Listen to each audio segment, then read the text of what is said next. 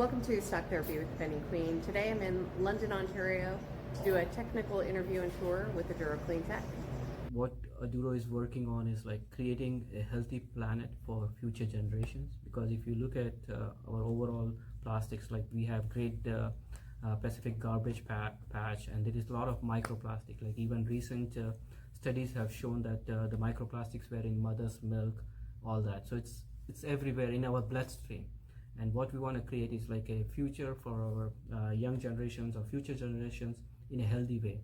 And that's where Aduro is trying to contribute by converting some of this plastic into usable product and eliminating like dependency on fossil fuels, creating additional plastic and leaving it everywhere, polluting our environment. We want to tackle that and use the existing plastic we have to create usable product. 5 years old in Aduro, chemist by background, over almost 25 years of experience in teaching chemistry and doing chemistry. And by doing chemistry, what I mean is researching, developing new technologies, ideas and innovation, transforming that into technology development, product development.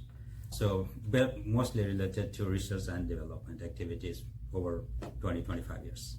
Hi, I'm Anil, Jhawar, Chief Scientist at Aduro Clean Technologies.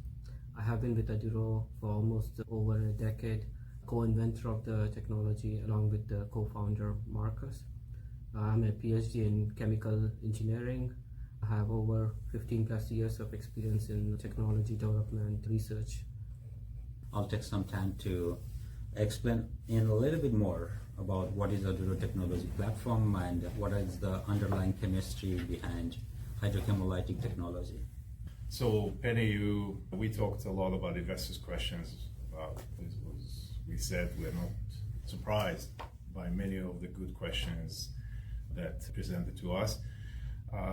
We suggested that we'll take this opportunity, of course, to bring Anil and Biren here to demonstrate a little bit of answer some of the questions maybe, and give a little bit more of a broad view for the audience, for the investors, to see where we are coming from, what is it we're doing today, and where we're heading. I hope that will be informative for the investors and maybe a little more interesting than just me speaking over the camera. Most people following Aduro know about plastic recycling. What's less understood is that hydrochemolytic technology is being applied across multiple feedstocks: waste plastics, heavy bitumen, heavy petroleum, and renewable oils. These aren't separate bets. They're the same core chemistry, proven once and applied many times. That's what a platform technology actually means. And beyond HCT, there are additional technologies in earlier stages of development that Aduro hasn't fully brought public yet. So this technology development is based on vast foundation of chemistry and engineering, and based on that we have developed our own body of concepts, ideas, knowledge, which is what we call Aduro body of chemistry and engineering knowledge. That's the foundation for the technology platform. And those technology platforms, one of those technologies of the technologies platform which is what we call hydrochemolytic technologies. There are others in development, progress of development, or in stages, different stages of development. Together we offer Aduro solution platform. And what does that solution platform does is offer solutions for chemical recycling of plastics, platform chemicals from undervalued feedstocks, plastics, platform chemicals from renewable oils, and also for upgrading of petroleum products. So those are some of the examples of the solution platform that we offer with our technology platform. So let's start with the question everyone keeps asking. How is this actually different from pyrolysis? The difference between pyrolysis and hydrochemolysis technology is the underlying mechanism. There is chemistry happening in hydrochemolytic technology. That's why we call it a chemocatalytic process. There is a catalyst involved, and the catalyst has certain job to do in chemistry, and there is the chemistry involved, which we talked in the presentation as well. Whereas in pyrolysis, it's primarily relying on thermal energy, and there is no control of underlying chemistry. There is no control of the reaction mechanisms. Ultimately comes to the product quality. Okay, that was the short answer. Here's what it means at a chemistry level and why it matters to the economics. A little bit about hydrochemolytic technology and its application for polyolefin we call deconstruction. We understand the difference between depolymerization versus deconstruction, hence our terminology for conversion of polyolefin to lower molecular weight hydrocarbon is deconstruction. We are chemically deconstructing the large polymers. It involves three distinct overall reactions: catalyzed scission of the carbon-carbon bond of polymer backbone, converting or deconstructing the very, very large molecular, very, very large high molecular weight polymers into small, relatively smaller fragments. In chemical terminology, they are called free radicals, which is represented by a reaction A in here. And another reaction that the recipe that we use in parts is aqueous or steam reforming of a co-reagent, which is what we call F source, generating hydrogen equivalents. In chemical terms, we call reducing equivalents in situ. And then the third category of reaction that occurs simultaneously in the reaction mixer is quenching or stabilization of these reactive fragments generated by reaction type A, quenching of these fragments by reducing equivalents or hydrogen equivalents generated by reaction type B to form a stable lower molecular weight compound. So that is what, in summary, hydrochemolytic technology is.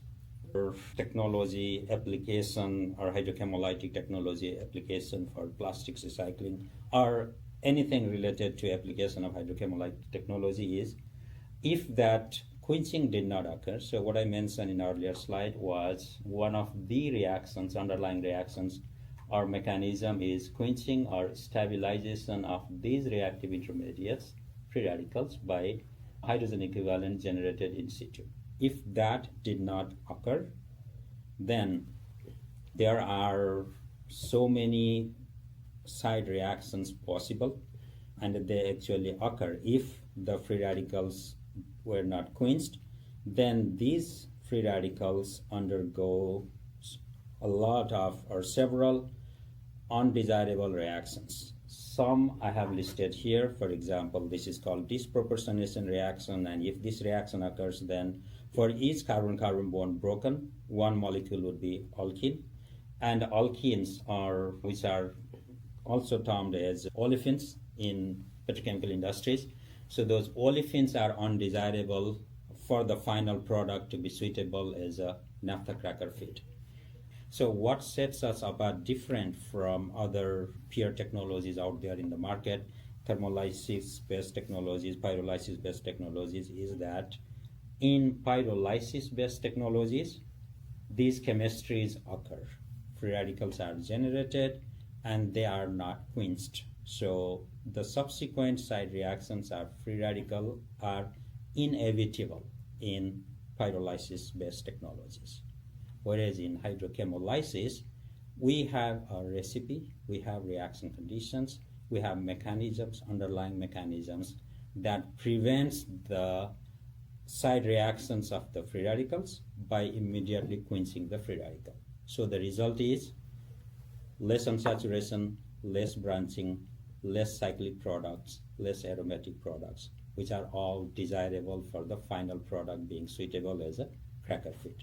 So overall effect is because the product of application of hydrochemolytic technology is low in unsaturation, low in branching, also low in hetero elements like oxygen, nitrogen, chlorine containing compounds. The overall effect is that the hydrochemolysis product is suitable as a blending component in naphtha cracker feed as is without hydro treatment. We received a lot of requests to ask us how are we different than Mura, for example. The Mura are, they're water based. They're doing some things with water. So a few things there, and maybe Biren later could elaborate. First of all, Mura is using, we call the Mura reaction, maybe water based pyrolysis, just in case. But let's assume they are very, very efficient, and they are very, very efficient. The net result is that their molecular distribution is much larger than ours. And so there is a difference in product quality and compared to what we are producing. So that's just another comparison that we hear a lot.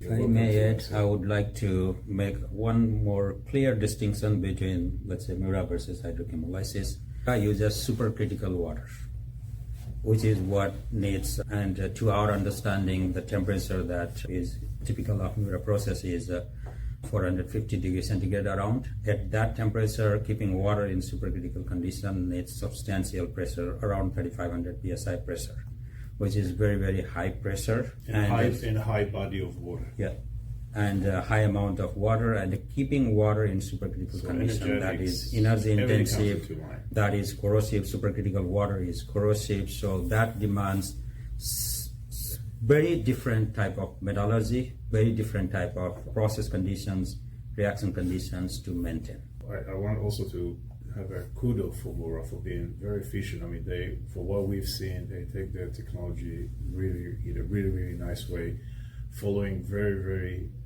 I guess, intelligent steps to become efficient. Mm-hmm. The core, I guess, differentiation is in the fundamental, which is not the same. We're directing the chemistry in a different way than whatever Mura has been doing, and the market is vast and plenty for both of us. And so, all the best and good luck for them as well. So, if I'm getting this right, they're using higher temperature, higher pressure, more water. Yes. And different reaction, but it should create a larger grouping of outputs. Molecular distribution. Yeah. So the product distribution is wide. So when we say wide, you can actually say in terms of carbon number. Just as an example, it can range anywhere from C5 to C100 or even larger, right? So that group is kind of very wide.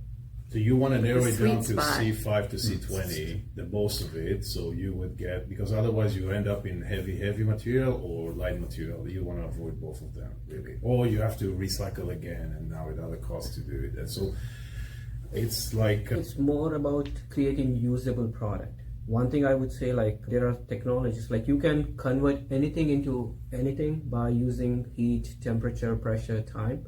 But what's more important is creating a usable product.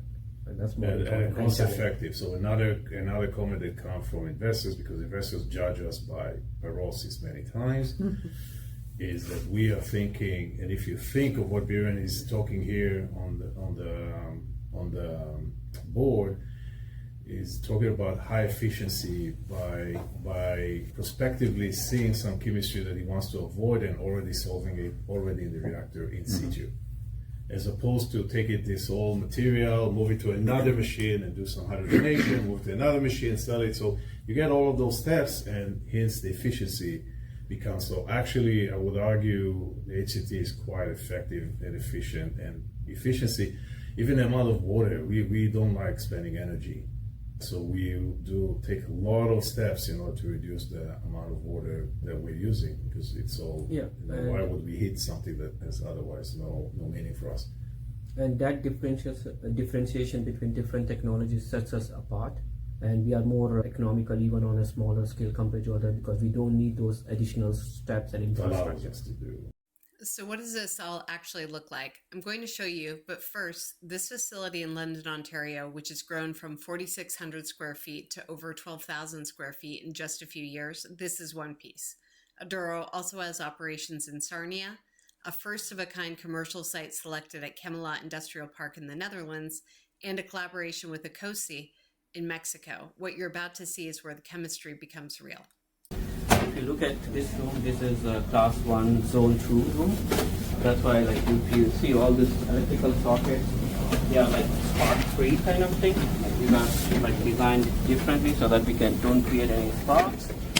Apart from that, what we have done is like not only just classified this room as class 1 zone 2, we also added like our safety systems, like gas detection system. So that's like, it's either or, but we chose to have both in place so that we can be safe. So this gas detectors, what we have is carbon monoxide, carbon dioxide, oxygen, LEL gases, and H2S. So we can detect all those, and if there is any gas detected above the certain limits, it will result in the strobe and alarm kind of thing, and it will cut off the power. and an emergency air handling unit come in, which will evacuate this room in less than 10 minutes, kind of thing. Apart from that, we have a very huge HVAC system. So this room air is changed every 10 minutes. So we have about 6 air changes per hour, kind of thing. That's what we are doing, so that there is fresh air coming in this room. It will look like this. So we start with plastic, but what we get is this. This is called naphtha. So basically, naphtha is a feedstock for naphtha cracker, which can generate ethylene or propylene molecule, which can be used to make polyethylene or polypropylene. That is like virgin-like material. So that is a circular naphtha? That's a complete circular, yes. Well, that will be a circular naphtha. That's correct. So this is not purified. This is like raw product. Yeah, So if you were to purify, like if we were to further filter it, you will get like really. So this is the product from our next generation process.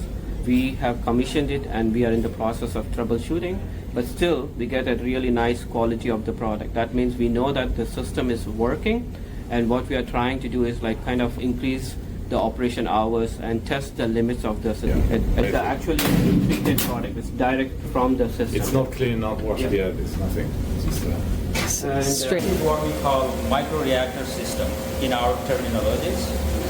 One set of experiment, we can do 7-8 screening tests. So in this one, we can have a different recipe, like different catalysts, different amount of different secret sauce, composition, different feedstocks, like that. And then we can quickly screen the effect of those recipe. We can vary the residence time. So this is like high throughput experimentation. This allows us to quickly screen or investigate the effect of parameters on certain things for conversion, for quality of product, for saturation, things like that. So that is where ideation and testing the ideation begins. We develop hypothesis, then we run very small scale quick test to test the hypothesis. And if there is something out there, then, and that is those glass reactors of different sizes, 500 ml, 1 liter, 1.8 liter size, different size, high temperature, high pressure gas reactors. And that is scale up from this. So this is our next generation process unit, basically. What we have is we have 2 twin screw extruders with multiple feeders. So this helps us test different contaminants, how they affect the chemistry, how they affect the overall process, the product quality. We can do all those testing using this system, where we can create different blends of contaminants based on our requirement and understanding of testing, so that we can test the limits of the process. That's what we do. So again, looking at this, basically this is using conventional equipment, but we use it in a way to control the process using just like off-the-shelf available equipment which are regularly used in factories or petrochemical industries.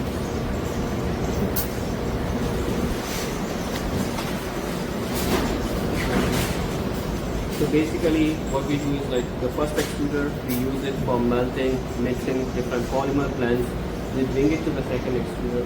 Here we can do certain chemistry to eliminate some of the contaminants or even reduce what we call is the molecular weight of the feedstock.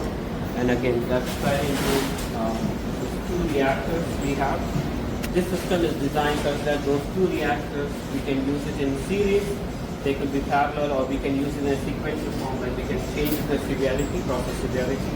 We also added flexibility that we can take the product from the top and bottom. So what we are trying to do is like this is a most flexible design, so that we can understand and examine the total impact of the process and what is important for scale up. Like, so we can do all that, like, okay, if there is a feedstock problem, if there is a process stop suddenly, what kind of improvements we need on how we are going to clean that.